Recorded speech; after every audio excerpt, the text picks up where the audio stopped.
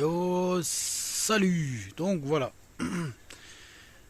échafaudage enlevé et on a donc terminé notre dernière façade. Et aujourd'hui congé, donc on a pu enlever l'échafaudage. Et aujourd'hui on était quoi déjà? Samedi le 19? 19? Ouais. Ouais, samedi 19. Samedi 19 août. Comme c'est congé, on calcule plus. Donc l'échafaudage est enlevé. On a tout installé ici.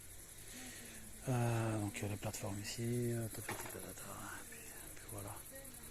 Et maintenant, nous allons fêter ceci. Et avec surtout barbecue pour l'occasion. On a descendu le reste d'isolant. Et voilà, donc le châssis qui était là, donc ce châssis là attend juste d'être monté, et il va être monté donc bientôt. Prochaine étape, c'est une petite dalle de support en fait pour les blocs de béton de fondation. En fait, on va utiliser les blocs de béton de fondation, les tout gros là. On en voit un là-bas au fond là, on en voit un là. C'est deux blocs de béton de 40 sur 30 sur 19 de hauteur. Avec le joint, ça fait 20. Et quelques hauteurs, donc on doit arriver à 1 mètre ici et donc à un peu moins d'1 mètre, donc 80 cm là-bas, pardon. Voilà, pour qu'on puisse en fait y mettre de la terre au-dessus comme ça, pour pouvoir séparer entre le voisin et moi. Et sur ces blocs de fondation, donc je mettrai une ossature bois. Donc une ossature bois comme mur ici, hop, le retour avec encore un bloc, une hauteur ou deux ici, uniquement pour donc ne pas mettre une dalle sur notre abri de jardin qui sera inférieur à 20 mètres carrés. Donc on n'a pas besoin de permis de construire pour ça. Et on ne doit même pas prévenir, je pense, l'urbanisme pour pouvoir faire un abri de jardin de moins de 20 mètres carrés. Donc voilà, ce sera un abri en L. Donc ça ira normalement de là, on compte 3,50 m, voire 4 mètres jusque là. Et 2,50 m de largeur qui ira jusque là et qui reviendra ici sur 4 mètres. Donc entre deux poteaux, c'est 4 mètres. Donc voilà, le poteau là, 2 mètres et 4 mètres. Et ça viendra jusqu'ici. Donc 2,50 m, ça viendra plus ou moins jusqu'ici. Ah oui, à mon pied. Et ensuite, on y fera un toit identique à notre toit EPDM dessus. Donc là pour l'instant il n'y a rien, il y a le brol là, mais bientôt, il y aura tout d'abord un petit stabilisé, une petite dalle de renfort pour les blocs de fondation.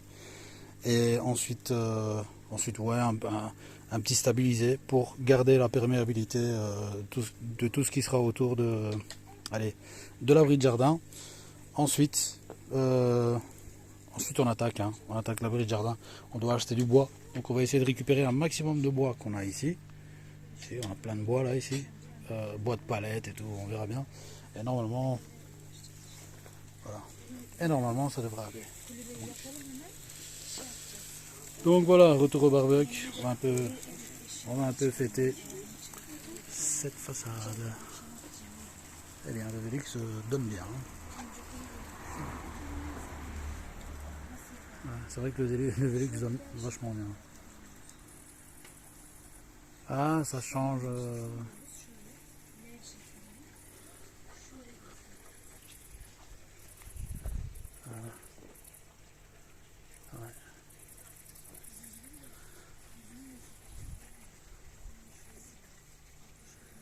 Ça change de la façade avec des grands pare-pluis.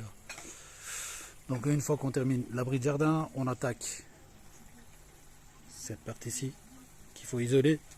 Ça surtout avant que l'hiver arrive. Donc c'est quand même c'est pas négligeable. C'est 16 cm d'isolant. Ça va rajouter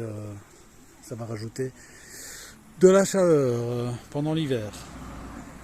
Donc ça, et puis enduire la première passe. On attendra peut-être l'autre été. Parce que cet été, normalement, on devait attaquer la terrasse ici, sur du stabilisé. question de perméabilité. Et surtout la petite terrasse, on devait commencer par la petite terrasse au-dessus, mais même ça, que dalle. La météo nous a joué, une petite pièce de théâtre dramatique. Bon voilà, à suivre.